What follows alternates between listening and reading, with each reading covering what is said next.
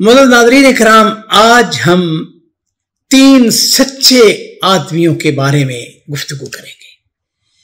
इंतहाई सच्चे लोग जिनका जिक्र अल्लाह ताला ने कुरान पाक के अंदर किया है। अज़ीज़ों, ग़ज़वा तबूक नबी करीम सल्लल्लाहु अलैहि वसल्लम, मेरे माँ बाप कुर्बान हो, आपकी जिंदगी का आखिरी गज़वा था 9 हिजरी के अंदर।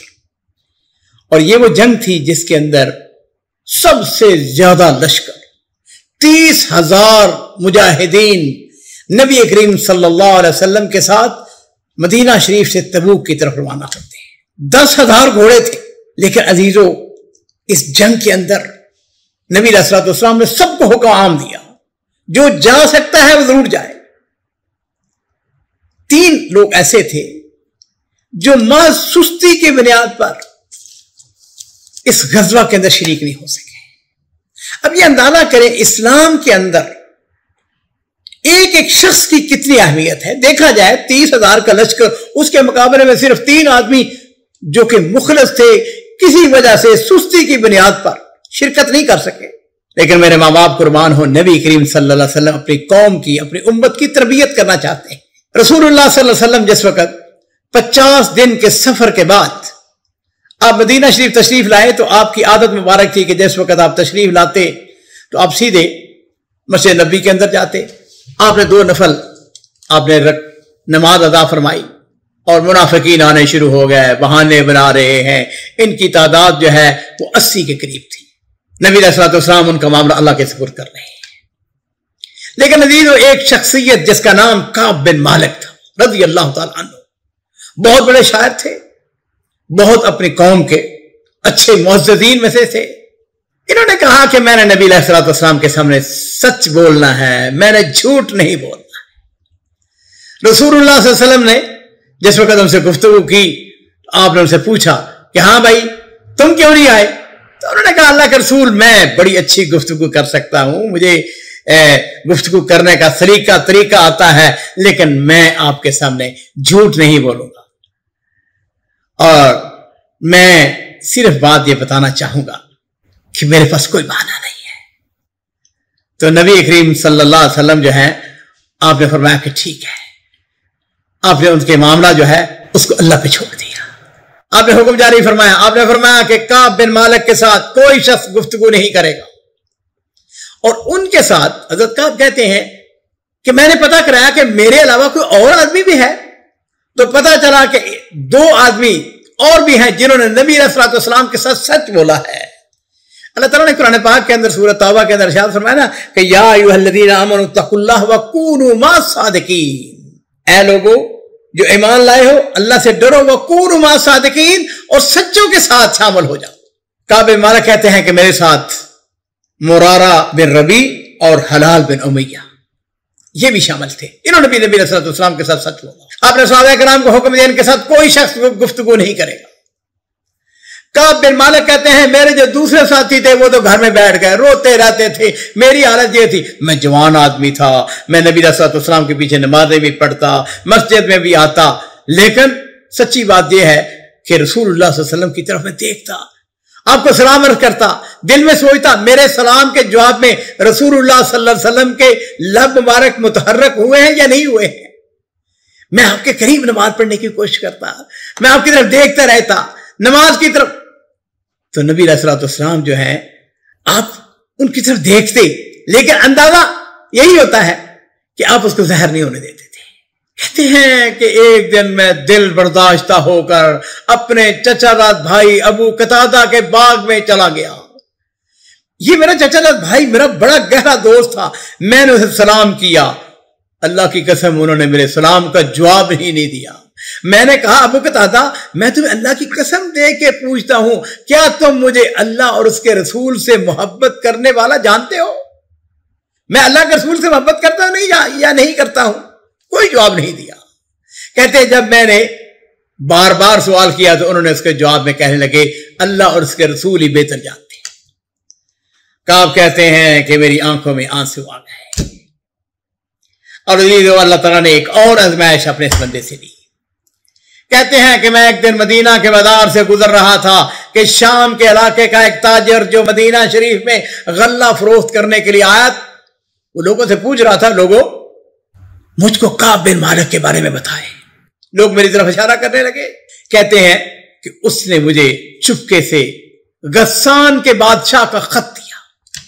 اس خط کے اندر لکھا تھا کہ ہمیں معلوم ہوا ہے کہ تمہارے صاحب نے تم پر زیادتی کی ہے، حالانکہ اللہ تعالیٰ نے تمہیں اس لیے نہیں بنایا ہے کہ تم ذلیل و خوار ہو، برباد ہو، تم ایسا کرو ہمارے پاس چلے آؤ، ہم تمہیں تمہاری شان شیاں عزت دیں گے، مرتبہ دیں گے۔ کعب بن مالک کہتے ہیں میں نے خط کو پڑھا تو میں نے کہا یہ بھی اللہ تعالیٰ کی طرف سے ایک امتحان ہے۔ میں نے پتہ کیا کیا، میں خط کو لے کر آگے بڑھا، تنور جل رہا تھا، آگ جل رہی تھی، میں نے وہ خط اس تنور کے اندر ڈال دیا، اس کو نظر آتش کر دیا۔ کہتے ہیں 40 دن گزر گئے تو نبی کریم صلی اللہ علیہ وسلم کا ایک قاصد آ گیا، آپ کا پیغام لینے والا، اس نے آ کے دروازہ ناک کیا، کہنے لگا رسول اللہ صلی اللہ علیہ وسلم نے تمہیں حکم دیا ہے اپنی بیوی سے بھی کنارہ کش ہو جاؤ۔ کہتے میں نے پوچھا کہ میں ان کو طلاق دے دوں؟ اس نے کہا نہیں، بس اتنا کرو کہ بیوی سے دور ہو جاؤ، اس کے قریب نہیں جانا۔ کہتے ہیں میرے دوسرے جو ساتھی تھے ان کو بھی یہی حکم دیا گیا، لیکن ان میں حلال بن امیہ، اس کی بیوی رسول اللہ صلی اللہ علیہ وسلم کی خدمت میں حاضر ہوتی، عرض کرتی اللہ کے رسول وہ ایک بوڑھا آدمی ہے، ناتواں ہے، کمزور ہے، اس کے پاس خادم نہیں ہے، آپ مجھ کو اجازت دیں کہ میں اس کی خدمت جاری رکھوں۔ آپ نے فرمایا وہ تمہارے قریب نہ ہے۔ کہنے کی بات یہ ہے، قربت کی آپ بات کرتے ہیں، وہ تو جس وقت سے معاملہ پیش ہے روتا ہی رہتا ہے، روتا ہی رہتا ہے۔ لوگوں نے کعب مالک سے بھی کہا کعب ایسا کرو کہ تم بھی رسول اللہ صلی اللہ علیہ وسلم سے اجازت لے لو، لیکن کعب کہتے ہیں کہ میں نے کہا کہ میں رسول اللہ صلی اللہ علیہ وسلم سے اجازت نہیں مانگوں گا۔ کہتے ہیں 10 دن مزید گزر گئے اور پھر میرے عزیزو اللہ رب العزت کو اپنے بندوں کے اوپر رحم آ گیا۔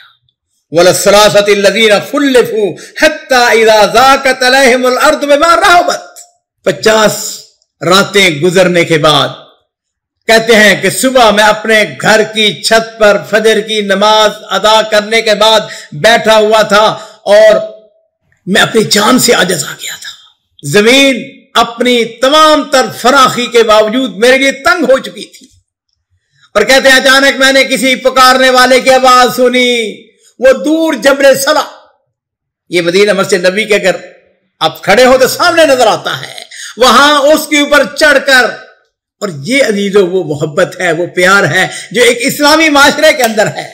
جب اس کی توبہ قبول ہوئی تو ایک آدمی وہ جبل سلا کے اوپر چڑھ کر زور سے کہنے لگا کعب مالک خوش ہو جاؤ۔ کہتے ہیں میں سنتے ہی سجدے میں گر گیا اور میں سمجھ گیا میری آزمائش ختم ہو گئی ہے۔ رسول اللہ صلی اللہ علیہ وسلم نے نماز فجر کے بعد اعلان فرمایا تھا اللہ تعالیٰ نے ان کی توبہ کو قبول فرما لیا ہے، لہذا لوگ خوشخبری دینے کے لیے لبک پڑے۔ کچھ لوگ خوشخبری دینے کے لیے میرے اور دوسرے دونوں ساتھیوں کی طرف بھاگے۔ ایک شخص نے پتہ کیا کیا، وہ گھوڑے کے اوپر سوار ہوا اور دوسرا ایک آدمی جو ہے وہ مجھ کو خوشخبری دینے کے لیے بھاگ کر پہاڑ پر چڑھ گیا۔